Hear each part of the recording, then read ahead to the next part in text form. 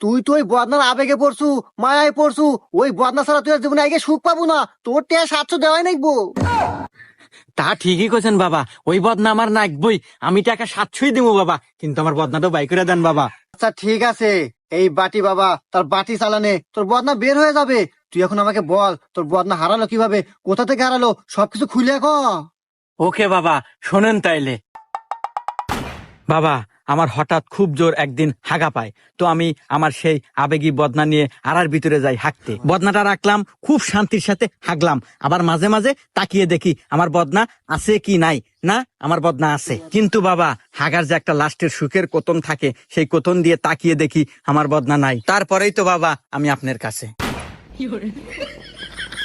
সবকিছু বুঝলাম, সবকিছু শুনলাম, তোর বদনা বের হবে।